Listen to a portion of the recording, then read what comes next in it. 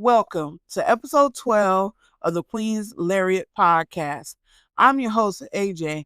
In today's episode, we're going to do another superstar spotlight, this time on the final boss, Meiko Satomura. But before that, there's just a couple of topics I want to talk about. The first one being Mayu Iwatani debuting for Pro Wrestling Marigold and leaving Stardom. So if you didn't know, on May 1st, during a press conference, it was announced that Mayu Iwatani would be joining Dream Star fighting Marigold. And then on May 4th, she did have her first match in Marigold in a winning effort against Nanae Takahashi. It was a fantastic match. It was very brutal in spots, but it was a fantastic match. And if you have Wrestle Universe, go out of your way to watch that match. It was really good. Now, the first thing I want to talk about regarding this topic is that I think this move was good for Mayu and it was good for Marigold. I think it was good for Mayu because I think it gives her a fresh start in wrestling. She's been with Stardom for so long, and she's been the icon, the backbone, and the face of Stardom for so long. I think it's really good that she gets the opportunity to go out and kind of spread her wings in another promotion like Marigold. Also, I've heard the rumors and the talk about her possibly having matches in WWE or with WWE superstars like Io Sky, Giulia, and Kairi Sane. I actually have like a list of dream matches that I would like to see from her in WWE, but that's another topic. But um those kind of talks and rumors, it kind of gets me excited because I've always wanted to see how Miyu would work in WWE, but it's good to hear that also. Also, the thing too is Miyu looked very, very, very happy. And I think she also looked like there was a weight lifted off of her shoulders. She looked really happy to be there, and I'm happy that she's happy. The most important thing with pro wrestling is that these wrestlers are, their needs are put first, and their wants are kind of, you know, take their wants are being met too by these companies. And I'm glad she got to make the decision to go somewhere where she would be truly happy. And that's no shot at Stardom because it probably wasn't an easy decision for her to leave Stardom after so many years of being there. But I'm happy that she seemed very happy in Marigold. Next thing I want to talk about is I think this is also a great move for Marigold.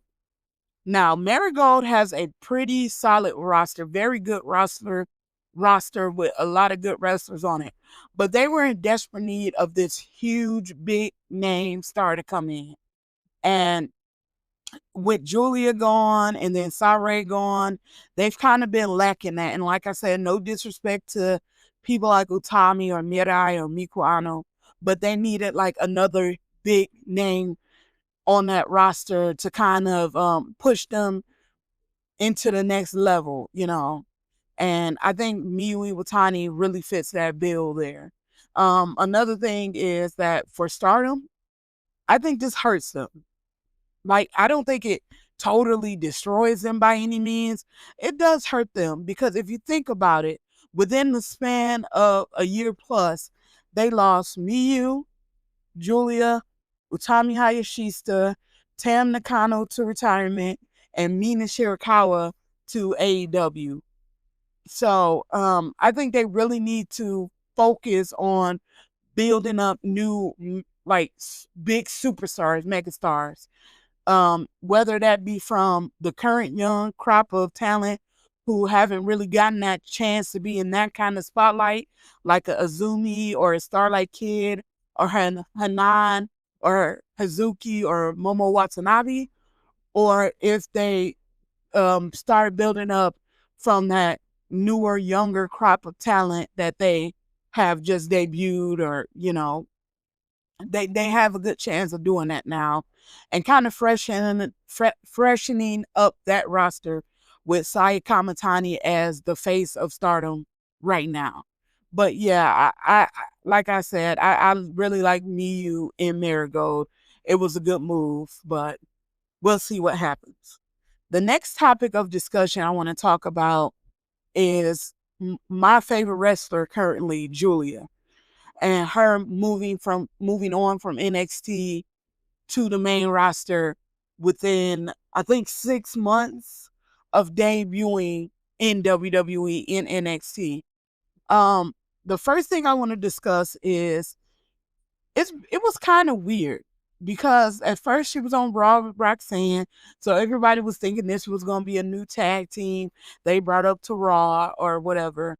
But then, um, I'm recording this on a Saturday, so yesterday on SmackDown, she popped up on SmackDown and was introduced as the new SmackDown superstar. So I'm excited, but I'm also apprehensive, going by WWE's track record of how they treat debuting NXT talent in recent years. The most um, obvious person is Carmelo Hayes, but I think it's a good move to put her on SmackDown. I know a lot of people don't like her being on SmackDown because of all her dream matches being on Raw. So you got like a match with Io, a match with Rhea, a match with Bayley, Becky, Asuka, Kyrie.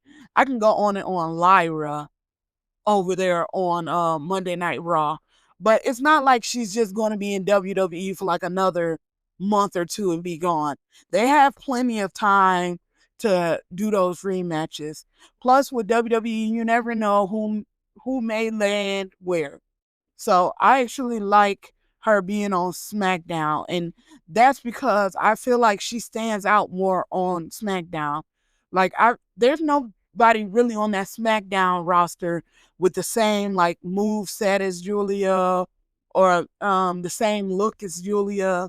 She just stands out over there more, and there's plenty of good matches to be had over there on SmackDown, whether it's with Charlotte, Naomi. I think she could have a good match with Tiffany. Candice LeRae is still over there. Michin, Chelsea, you can run Chelsea Green again.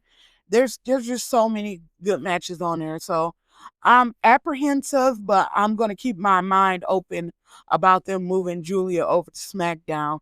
Now, I don't see her going in automatically like winning Money in the Bank or winning the title from Tiffany, but I'm kind of hoping they kind of build her up like a Braun Breaker, like put like a Mick, you could put the United States title on her and kind of, use her to solidify that title and then just gradually move her up. But like I said, Giulia is my favorite wrestler right now. So I have very high hopes for her. I have no doubt that she can really shine wherever you put her. All right. Well, the next thing I want to talk about is the subject of our superstar spotlight, and that's the final boss, Meiko Satomura. She debuted in April 15th of 1995 and retired on April 29th of this year, 2025. That's a 30-year wrestling career. She's been champion in multiple promotions like Chikara, DDT Pro, Progress, Sendai Girls, Stardom, and WWE. She's been she has won the Tokyo Sports Joshi Grand Prize, and she is also the one of the founders of Sendai Girls Pro Wrestling. Some of my favorite matches with Meiko Satomura is the 2018 Mae Young Classic match versus Mercedes Martinez. Her NXT UK title match against Blair Davenport. Her matches against Kana, who we all know is Asuka now, in Japan. And I would actually go out of my way to watch those matches. Those are some of the best wrestling matches for me that I've ever seen. But that's my opinion. Also, I want to talk about one of my favorite wrestling moves, the Scorpion Rising Kick that she used to do. And then I just want to talk a little bit about what I think of Meiko Satomura. I think Meiko Satomura is one of the greatest women's pro wrestling pro wrestlers in modern time, and I don't really think she gets the praise that she deserves. Um, the way she wrestles to me is, if you don't watch Joshi wrestling, it's very unique, and I feel like um the way she carries herself is really regal, like like a queen or something. Like the way she talks, the weight of her aura is very regal. She really carries herself very well. Also, it's just like when she enters the ring, it's like everybody respects her. Like from the wrestlers in the ring to the fans in the stands, they, even if you've never seen her wrestle before, she carries that air with her that this person is really important and this person is to be respected. But like I said, I think Meiko Satomura is one of the best modern women's wrestler, point blank period, across the world, point blank period. But thank you for listening to my podcast. You can um, subscribe on YouTube. You can follow me on Twitter. Also, I want to throw out a shameless promotion since I was talking about Mayu Iwatani earlier in this episode. Go check out my Superstar Spotlight on Miyu Iwatani in our Queen's Lariat playlist if you want to learn more about Miyu Iwatani. But thank you for listening. I'm out. Thank you.